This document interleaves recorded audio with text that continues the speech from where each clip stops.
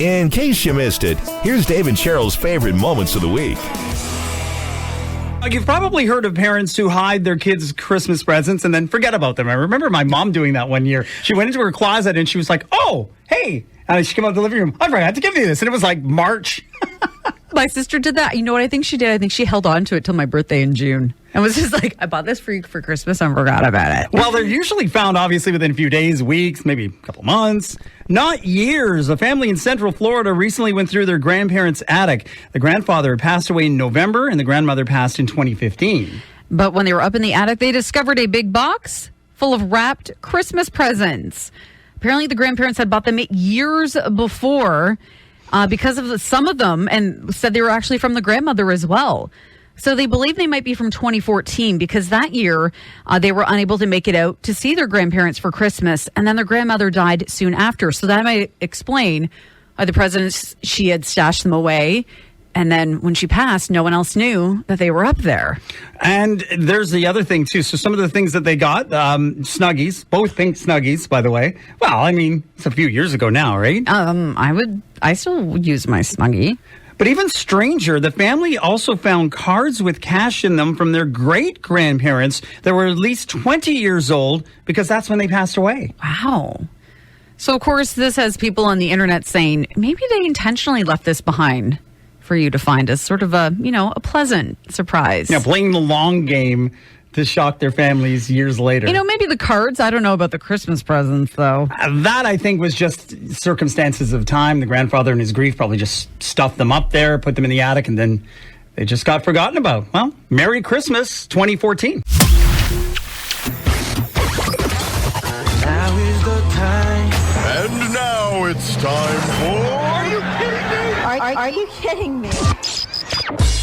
Well, it's been a while since we've had a story worthy of Are You Kidding Me? But I think this one definitely qualifies. Yeah, of course. We're talking about the Manitoba Cabinet Minister, John Reyes, who is making international headlines for a tweet that features his wife shoveling snow in the extremely cold temperatures of Manitoba after she worked a 12-hour overnight shift. She's a frontline healthcare worker. So he's the Minister of Economic Development and Jobs, and he posted the photo taken from inside his home. In case you missed this, it included the caption, quote, "Even after a 12-hour night shift at the hospital last night, my wife still has the energy to shovel the driveway. God bless her and all of our frontliners. Time to make her some breakfast." Well, since he posted it on Saturday, he started trending on Twitter with thousands of people retweeting and replying to his posts, condemning him for being an insensitive jerk and not bothering to help his wife, who was probably exhausted. Meanwhile, TMZ even picked up the story and poked fun at the fact he had been tweeting about tennis the night before. Yeah, he stayed up to watch the Canadian men claim the ATP title, but it's in Australia, right? So that match was like in the middle of the night, and he was tweeting about it. So, it's real exhausted, guys. Well, in a statement released through his press secretary, he declined an interview, shocking, but expressed his love and appreciation for his wife. He said, quote, "My wife is amazing, both at home and at work. I'm eternally grateful for her and everything she does. I love her very much." He said, "I'm happy that she's getting the worldwide recognition she deserves." Yeah, well, probably not the way that you expected it to. By the way, she later tweeted for the first time to say, "All I wanted to do was shovel." But it's interesting to note, as someone pointed out, she'd never tweeted. She joined in late October on Twitter, had no profile picture, and she wasn't even following her husband. Well, suddenly that all changed. So it was like she had made a Twitter account and then never did anything with it. One response was, "Can you give your wife's phone back to her so she can go back on Twitter herself?" Well, it wasn't until thousands of people flooded his notifications. That's when she tweeted out, "All I wanted to do was shovel." Now, a former Alberta politician, he tweeted, quote, "Ladies, let the record show that this is not a depiction of every politician husband." By the way, I looked it up. So a member of the Legislative Assembly in Manitoba makes a base salary of $97,000. He's a cabinet minister. That's an additional $53,000. That works out to a salary of $151,000 a year. I think you could afford to hire someone to maybe, plow the driveway. Well, I'm just thinking of you, right? Your wife, she's a healthcare worker. So when she comes home from working a 12-hour shift in London, if you don't have the driveway shoveled, I feel like you better be in the backyard digging your grave. I'd better be somewhere else, out of the house somewhere. I have an excuse. I don't know. She shovels the driveway too. I'm not to say that she hasn't. We go out there and do it together. Well, the thing is, what blows my mind is that He saw her shoveling the driveway, looked out, probably got up in the morning, and his first thought was, I'm going to take a photo and post this on Twitter, rather than putting on his snow pants and going out and helping her. And then taking a picture and saying, hey, we're tackling this together. Teamwork is what wins. It was just a bad decision all the way around. But you know what? The other thing that stuck out to me, so he makes $151,000 a year. He's the Minister of Economic Development and Jobs. How about you give someone a job with some of that $151,000? Yeah, hire a local company, pay one of the neighborhood kids to shovel your driveway for you. I know. I just feel like, he can't go back now, but that's Twitter regret right there. I mean, you hit send or social media regret, and immediately you're like, ooh, no. The thought was there. The execution, not so much. Yeah. There's a glitch in some Honda vehicles that's almost like a little mini Y2K. Apparently, after New Year's, the clocks on some Honda and Acura cars switched to 2002. 20 years back in time, before the cars even existed. Well, that's not a very good thing because it creates all kinds of different issues. It's affecting models with navigation systems as old as 2004 and as new as 2012. And if your car is one of those ones that went back in time, you'll just have to deal with it for now because there's no fix yet. Honda says they're aware of the issue. They're investigating. They're going to try to come up with a fix, but worst case scenario, if they don't, it should correct itself in August. Maybe that's when there's like a planned update or something. But they say they're working on it, so you might actually get something a little bit sooner. Yeah, it likely sounds like they already know the cause of the glitch. Some software engineers online say it has to do with how time is coded in GPS devices. Every 20 years, a GPS clock needs to roll over, and for whatever reason, it looks like these clocks didn't do that. You had one job. So you have a Honda, but is the time right? Is the date right? Yeah, everything seems to be fine. I said, but yours is newer than 2012, so... Well, and it seems as though these are affecting, Acura and some Hondas. So it's not like they're right across the board. So like every single car, maybe just certain models. Well, if it affected yours, let us know. I'd like to know how that looks. How's life looking in 2002? How are things back in the good old days of 2002? We've got stories about a lion, a coconut crab, and some cats for you this morning. So we got to start with this lion video because this is crazy. It's gone viral because this video shows a woman carrying a lion in her arms through the streets of Kuwait. That follows the animal's escape. I guess they own the lion. Yeah, apparently her and her dad own this lion. And I don't know, apparently it's legal there to have exotic animals as pets. And it got out. And so people were kind of freaked out because there's a lion on the loose. And then she just shows up and scoops it up in her arms and carries it home. But the thing was struggling and roaring. Yeah, it was loud. So some guy in an apartment above the street was able to capture that as she brought it over to her SUV. And I guess in Kuwait, it's legal to keep exotic animals as pets. But I don't think that lion wanted to be any part of being a pet again. Yeah, another thing you don't want to keep as a pet, coconut crabs. Yeah, they're no joke. And there's a guy by the name of Paul. He was out golfing with his friends right around New Year's. But he wasn't playing due to a shoulder injury. So he was able to capture this video when a large coconut crab, known as a robber crab, climbed onto his friend's bag and took a hold of a club and snapped it. Hello, buddy. What are you stealing? That's a ripper. What are you stealing? And we have not put this here. This has climbed up here. He just chewed through that like a chainsaw. Like a chainsaw, he said. Yeah, he snapped one of the clubs right in half. The shaft right in half using his claws. Wow. So he left the broken club behind, but he took off with the club cover. He thinks the crowd was attracted to his friend's bag because he had some old food in there, some snacks still. So maybe he thought that, hey, there's a little something to eat in here. And then when he couldn't find it, he was like, snap that club right in two. I just love it. That's a ripper. Yeah, Australian thing to say. And how about this? A Canadian couple have now gone viral for what their cats have been doing. So on Black Friday, they ordered a Vitamix that was on sale. Arrived shortly after, but they haven't been able to use it because their 3 cats won't stop sitting on the unopened box. Like they fight over who gets to sit on the Vitamix box, which is a fancy blender. And the cats have fantastic names, too. Max, George, Destroyer of Worlds, and Lando, from Star Wars, right? Lando Calrissian. So the women have been documenting the standoff on Facebook, and a few days ago they decided they had to give up, but not to the cats.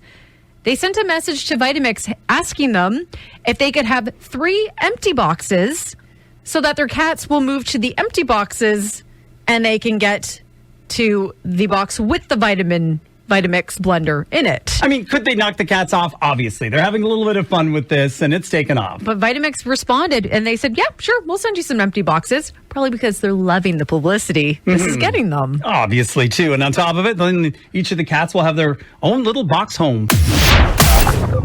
That internet has it all. Using the internet. I've got internet. Me too. Internet activity in all sectors, sir. The internet, that thing's still around. All right, so we've got a couple of great web finds for you this morning. This first one from a YouTuber that put this all together. Yeah, if you have seen Charlie Barons, I believe is his name, he's out in like the U.S. Midwest. He does amazing videos. But he imagined what it would be like if you had a conversation with a computer screen at the gas pump. Would you like a car wash? Nope, I'll get one when I'm ready. Are you a rewards member? Nope. Would you like to sign up today? No. Are you aware you could get 3% back on all purchases? You gotta be kidding me. No. Have you seen a therapist about your anger issues? What? Is your anger just a disguise for your sadness? I don't know. You don't have a maybe button. I understand. It's going to be okay. Thank you. I just don't even want to talk to about it. I'm here for you. Perhaps you just need a safe space to express your sadness. Yeah. Would you like a car wash?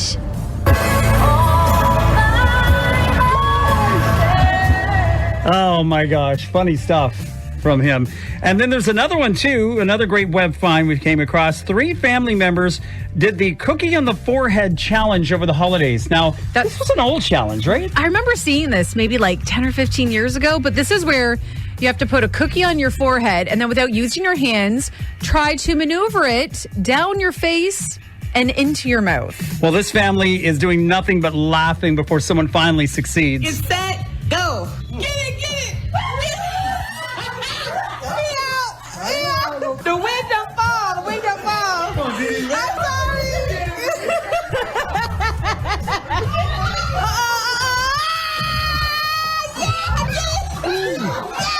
Everyone else failed except one guy who was finally able to do it there right at the end, and her laugh is spectacular. Oh, too. it's great. I love that. You know what? This would be something fun to try with the kids. Another record year for people visiting trails across Chatham-Kent. I think this is the second year in a row where the numbers have just skyrocketed as, with the pandemic, people are looking to get outside a little bit more, which is fantastic to see. They said a total of 427,000 trail walks took place at the 22 sites that are throughout Chatham-Kent. And October 1st was the most popular day to go for a walk. More than 6,000 walks were tracked that day. I wonder if it was just a perfect weather day. Not too hot, not too cold. Well, I believe it was a Friday. I wonder if it was a PA day and it was a beautiful day and people decided to take advantage of it. I mean, if you go by the O'Neill Preserve, which used to be Paxton's Bush, as they used to refer to it, they've got that little parking lot they built in there now, and there's a little playground in there, too. You always see vehicles in there. It really almost doesn't matter the weather. There always seems to be people going through there with their dogs, kids, and more. One of those is probably my car. A lot of times I park there. We don't always go in, but we'll walk along the streets in the neighborhood there, too, on the sidewalks. Just because it's not as, especially this time of year, windy or muddy in town compared to out in the country by my house. So yesterday, actually, we went for a walk. We were by the college there on the Greenfield Global Trail, which then connects to the Round the River Bike Trail. And there is, I took a photo of it and shared it on Twitter. You can go and check it out. There was an awesome, they said they were going to do this, but it's a bike repair station. So it's got a bike pump on it and then a number of different bike tools that are on chains so that you can fix your bike while you're out for a ride. That's just such a great idea. And now you've got that Round the River Trail, too, that, they were putting the finishing touches on and getting that ready to go, too. And that'll be a little over what would be a half marathon distance. So 21-ish 22 kilometers in total from start to finish. I've biked it before, and it's a great route. It's a great route to go along, and I love now that they've got it all finished there. Make it just a little bit safer, too, for cyclists and even runners to go out and run that route now. And again, remember, when you are driving, give people a little bit of space. When I've been out, most people are pretty good, but not everyone. Some cars will go by you, and they hardly give you a foot. and the wind will almost knock you over, even if you get over. So keep that in mind. It is actually a law. You have to give a meter, whether or not it's somebody that's walking, running, or cycling. You've got to pull over a little bit. You know what? I can always tell when I'm cycling, when someone passes me, that you'd be like, oh, yeah, they're a cyclist too, because they'll get fully over in the other lane. I always give them a nice little wave to say thank you. I do the same. And I know there's plans in place, at least tentatively, I mean, with all the things going on, that they're looking at doing a run that would include a half marathon around the entire route of that too. So nice to see the trail systems in Chatham-Kent growing, developing, and getting even bigger. Well, I've got good news. And now it's time to put some good in your morning. This sounds too good to pass up. Well, we've got 3 good news stories for you in this first one involving a dog. An 8-month-old dog saved an injured hiker who was stranded in the Croatian mountains. The dog laid on top of him for 13 hours to keep him warm until help arrived. I mean, it helps it was an Alaskan Malamute named North. They're pretty fluffy and big. The dog was out hiking with its owner when he fell and was unable to get up. He was with 2 other hikers, but they couldn't reach him, so they had to go call for help. It took more than 25 first responders over 12 hours to get to the injured hiker and the dog because they were nearly 1,800 meters above sea level. Wow. So the dog was uninjured, and he told local media, "This little dog is a real miracle." To which I laughed because Alaskan Malamutes can be like well over 100 pounds. Well, it's not fully grown yet, right? Because, I mean, it's 8 months old. So still small enough, I guess. I'm still thinking about when Molly, the Newfoundland, was 8 months old. She was still pretty big. But nice and fluffy, though, right? So it'd be a nice fluffy blanket. All right, story number 2. The oldest person in the world celebrated another birthday. Her name is Kane Tanaka. She lives in Japan and just turned 119 years old on Sunday. Wow. Happy birthday. Any tips for how to live that long? Or probably the type of diet, because you always notice that, right? A lot of people that live to that type of age seem to be from Japan or that area of the world. And finally, our last good news story is about a guy named Rametta who owns 2 pizza joints down in North Texas. He's also the founder of a charity called Everyone Eats that helps to feed people who can't afford to pay. So he has a sign on the window that says anyone can get a couple of slices, no questions asked. You just have to go up and ask the staff for it. And if the staff don't treat the people with respect, his phone number is listed there and says, call me directly and I will deal with it. Yeah, he was homeless at one point himself, and his mom told him to never forget where he came from, and that was the inspiration. At a point in my life, I was homeless. So my mom basically wanted to tell me, never forget where you came from. She asked me, what happened if somebody is hungry and they can't afford it? She always taught me, it's not about how you help people, it's about the respect you show. If I can make one person smile, I have done my job. So he started it after she passed away 3 years ago and has kept it up ever since. You've been listening to Dave and Cheryl's favorite moments of the week.